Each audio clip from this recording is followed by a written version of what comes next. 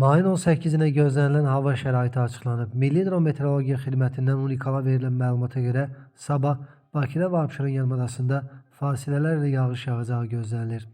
Yarımadanın bəzi yerlərində qısa müddətli intensiv olacağı ehtimalı var. Cənub-qərb küləyi gündüz cənub-şərq küləyi ilə əvəz olunacaq.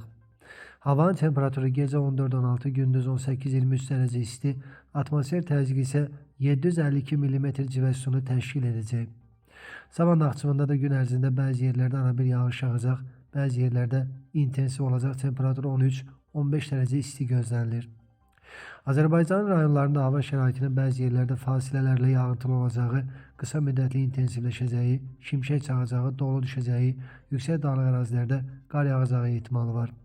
Arabir duman olacaq, mülayim qərb küləyi bəzi yerlərdə güclənəcək.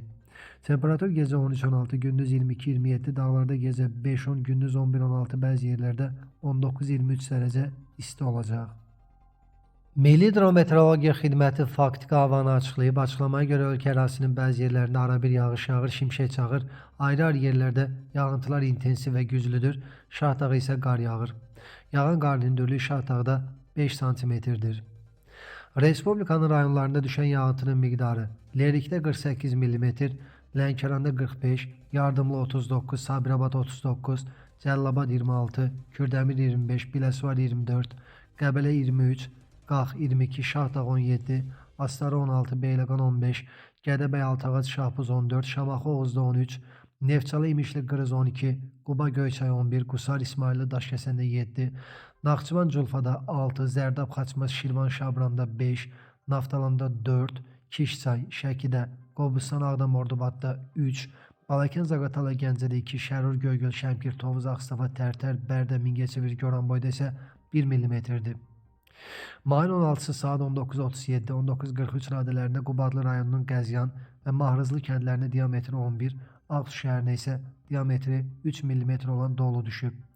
Ölkə ərazisində müşahidə olunan yağıntılı hava şəraitinin mayın 17-si gün ərzində davam edəcəyi gözlənilir deyə məlumatda qeyd olunub.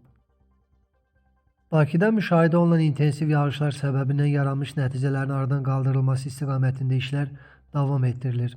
Bakı Şəhər İcra Hakimiyyətindən verilən məlumata görə bugün səhər saatlarından etibarən Bakı Şəhər İcra Hakimiyyəti, paytaxtlı rayon İcra Hakimiyyəti başçıları, onların aparatı və aidiyyatı təsərrüfat strukturları gücləndirilmiş iş rejimində çalışır. Qeyd edilib ki, yağış nəticəsində bəzi ərazilərdə normanı dəfələrlə üstələyən yağıntının kollektorlar tərəfindən kənarlaşdırılmasında gecikmələr müşahidə olunur. Nəticədə bəzi ərazilərdə su yığılması halları müşahidə edilir. Şəhər ərazisində belə ərazilər monitorinq qrupları tərəfindən müəyyən edilərək aidiyyatı üzrə Azərbaycan Dövlət Su Ehtiyatları Agentliyinə təqdim edilir. Aidiyyatı qurumlar tərəfindən yağan yağışın fəsadlarının aradan qaldırılması istiqamətində işlər davam etdirilir deyə qurumdan bildirilib.